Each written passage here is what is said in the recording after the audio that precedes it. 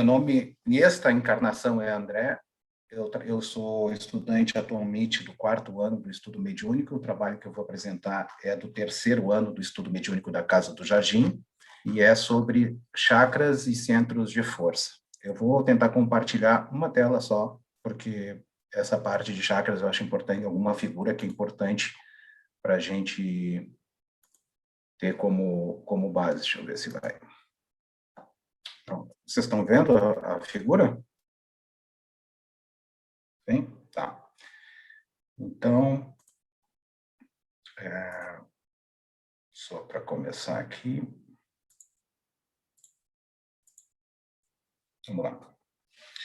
Eu começo com o trabalho, eu faço uma abordagem desse trabalho, porque, como nós estamos trabalhando sempre no campo espírita, a nossa primeira busca deve ser sempre o Pentateuco, né? E justamente sobre os centros de força, ou sobre os chakras, hoje a gente não encontra especificamente essas palavras, essas intenções nas obras básicas de Kardec, né? Nós temos, assim, dentro das obras do Espiritismo, principalmente as que foram psicografadas por Chico Xavier através de André Luiz, alguma coisa de Divaldo e outros autores, a gente encontra especificamente essa área, mas é muito importante. Mas isso também não é um demérito de Kardec, porque basta a gente entender, fazer uma analogia, que numa época não tão distante se falava átomo como a partícula indivisível. E depois disso, nós sabemos que o átomo tem nêutrons, tem prótons e elétrons, e tem outras subpartículas que também hoje fazem, que são os neutrinos, os quarks, os bósons, os fótons, e mais outras que a gente vai descobrir mais adiante também, porque, situando no momento em que Kardec faz a decodificação, a codificação do Espiritismo, ainda não tínhamos essa clareza de certas situações. É a mesma coisa que a gente viajar no tempo e na época de Jesus e pedir para Jesus, Jesus, se você voltar em 2021, me passa um WhatsApp. É uma coisa que não pode nem se pensar nesse momento, nem em celular, nem... Então, não existe um demérito na não abordagem especificamente de chakras ou centros de força. Seguindo essa mesma linha de evolução, a gente ver com mais compreensão, uma compreensão mais detalhada, a ligação realizada entre a energia que vem que se liga através do perispírito do corpo físico ao espírito ou a alma, né, do encarnado. O perispírito é um dos meios. O perispírito, de uma forma geral, ele tem subdivisões, né, justamente, mas para nós ser mais sucintos, estar mais dentro, mais focado no tema que a gente vai falar, eu vou falar em perispírito.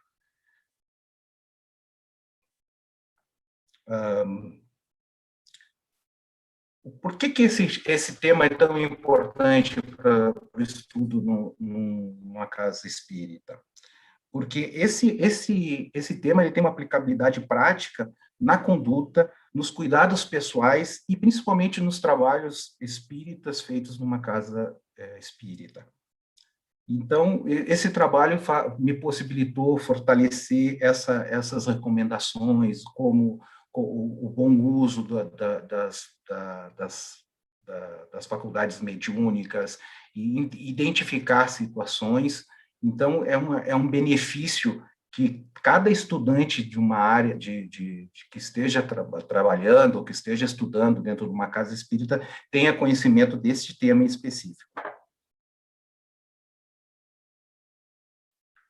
Bom, a gente começa, então, fazendo uma definição do que os chakras na literatura espírita.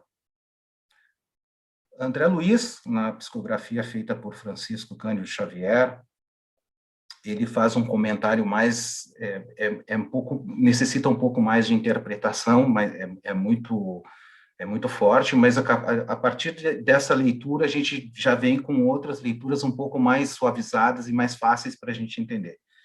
Mas nessa leitura que eu fiz, né, de centros vitais, André Luiz relata como todo equipamento de recursos automáticos que governam bilhões de entidades microscópicas a serviço da inteligência.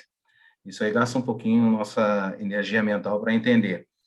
Já a Joana de Ângeles, através do médium Divaldo, já suaviza um pouco mais esse entendimento para centros vitais, comentando: desde épocas imemoriais, a filosofia hindu, estudando as suas manifestações do ser reencarnado, relacionou com os chakras, palavra sânscrita que significa roda, ou centros vitais que se encontram em perfeito comando dos órgãos fundamentais da vida, espalhados na fisiologia somática.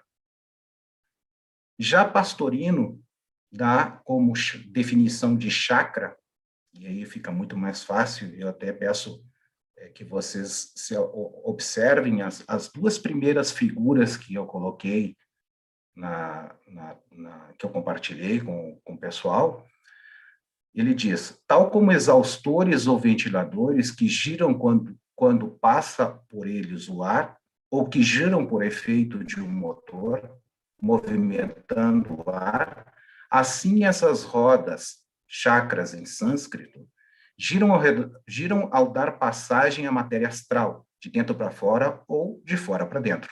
São chamados rodas porque têm aparência de pequeno exaustor ou ventilador, com suas pás, denominadas pétalas, que giram incessantemente quase, já que é constante a corrente de ar que por elas passa. Pode-se entender de centros de força ou chakra que são centros de captação, armazenamento e distribuição de energia vital, transformando a energia espiritual mais condensada para ser utilizada no corpo físico. As energias captadas pelos centros de força estimulam o sistema nervoso endócrino a produzir secreções hormonais que geram funcionamento fisiológico dos órgãos. Quanto ao formato, eu peço para que observem novamente as duas primeiras figuras. Quanto ao formato, o centro de força ou chakra é circular, lembrando uma roda por ser vórtices de energia, dotados de força centrífuga do espírito para a matéria ou centrípeda da matéria para o espírito. Quando o movimento circular e horário, a energia é atraída. Quando for circular e horário, a energia é atraída para o interior dos chakras. Quando a rotação é ao contrário, a energia é irradiada pelos chakras. Num corpo saudável, todos os vórtices giram a uma grande velocidade. Os pensamentos positivos aumentam o movimento do chakra e os negativos diminuem, inibindo ou bloqueando, e isso pode resultar em doenças. Observem que as questões que a gente coloca é muito importante, assim, podem resultar, não significa que necessariamente vai ser uma doença, mas podem resultar. No espiritismo, a gente não pode levar, a gente utiliza algumas vezes algumas palavras de uma forma pedagógica para passar um pensamento, e alguns colegas, ou nós mesmos, né, nos aferramos àquilo, mas disseram tal coisa. Não, as coisas podem acontecer, tem uma propensão a acontecer, porque às vezes as pessoas dizem: eu conheço uma pessoa que tem péssimos pensamentos e não tem doença, não morreu de doença nenhuma. Mas essa não é uma regra, isso é somente um posicionamento provável. Eu gosto muito de pensar também em centros de força, principalmente na palavra centro, né, que a gente imaginasse um centro de distribuição de uma grande rede, pode ser de supermercado, por exemplo. Ela concentra uma grande quantidade de algum estoque de algum produto e, de acordo com a necessidade do mercado, ela vai distribuindo.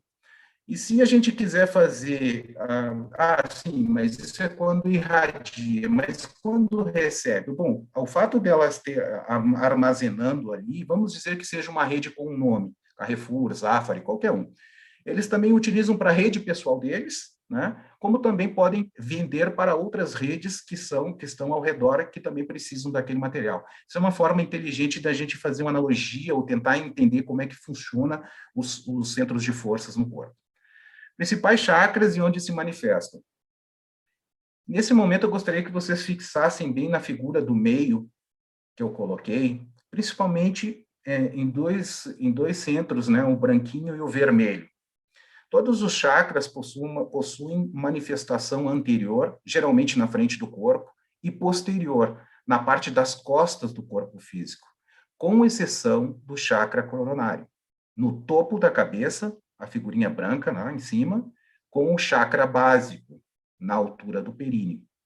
Isso é muito importante porque muitas vezes a gente lê várias literaturas e existe uma confusão de genésico com básico, com o sexual. Então, às vezes colocam mais de 7 chakras e tudo mais. Então, eu delimitei essa é a intenção, porque eu encontrei em alguma literatura, que o anteposto do coronário seria o básico, né? E depois vocês têm os outros, que a gente pode olhar ali do lado direito, que agora eu vou citar um por um, que é a última figurinha do lado direito, que tem os nomes, e então vou dizer, o chakra coronário também identificado como a flor de 1000 pétalas, que assimila as energias divinas e comanda todos os demais, instalado na parte central do cérebro, ligado à glândula pineal ou epífise, qual santuário da vida superior, sede da mente, responsável pelos processos da razão, da morfologia, do metabolismo geral, da estabilidade emocional e funcional da alma no caminho evolutivo. Depois nós temos o chakra cerebral ou frontal, que se encarrega do sistema endócrino, do sistema nervoso e do córtex cerebral, glândula hipófise e pituitária, respondendo pela transformação dos neuroblastos em neurônios e comandando desde os neurônios às células efetoras. O chakra laríngeo, na figurinha ele é o azul, que controla os fenômenos da respiração e da fonação relacionado com a glândula tireoide. O chakra cardíaco, que responde pela aparelhagem circulatória e pelo sistema emocional sediado entre o externo e o coração, relacionado com a glândula timo, sistema imunológico. Ponto de encontro das energias telúricas, que vêm da Terra, absorvidas pelo chakra básico, considerado posterior ao chakra coronário, e com as energias divinas absorvidas pelo chakra coronário, que é o superior, o branco. Ele exatamente está no meio do caminho. O chakra esplênico, situado na altura do baço, responsável pelo trabalho do sistema hemático, controlando o surgimento e morte das hemácias, volume e atividade na manutenção da vida. O chakra gástrico ou umbilical, na altura do plexo solar, que conduz a digestão relacionado com a glândula pâncreas, assimilação e eliminação dos alimentos encarregados da manutenção do corpo. O chakra genésico, que dirige o sistema reprodutor e energias sexuais, está relacionado com as glândulas suprarrenais e engendra recursos para o perfeito entrosamento dos seres na construção dos ideais de engrandecimento e beleza em que se movimenta a humanidade. Quais são as importâncias e os cuidados dos centros de força? O padrão vibratório dos chakras é determinante para a saúde do indivíduo. Manter os centros de força harmonizados e sem bloqueios inibe o surgimento de doenças físicas, mentais e até desestabilidade espiritual. O passe mediúnico é uma importante alternativa para manter os centros de força equilibrados e atua em 3 frentes. Primeiro, na asepsia, na limpeza do campo vibratório para recebimento de energias salutares, facilitando até a maior absorção dessas energias. E revitalizar ou ativar, compondo as energias perdidas. Por último, dispensar e estruturar, eliminando os excessos e distribuindo de uma maneira igual os fluidos doados ao longo do campo vibratório e por todos os chakras. Na manifestação com o mundo espiritual, nós temos por cada chakra por exemplo, o chakra coronário, ele tem uma ligação com o astral superior, né? Ele é a telepatia, a incorporação. O chakra cerebral ou frontal, vidência de figuras do astral. O chakra laríngeo, mentorias por psicofonia. O chakra cardíaco, passistas ou mentores e efeitos físicos. Chakra gástrico ou umbilical, os sofredores e obsessores. O chakra esplênico, vampiros absorvendo a vitalidade. E o chakra genésico, obsessões sexuais e possessões.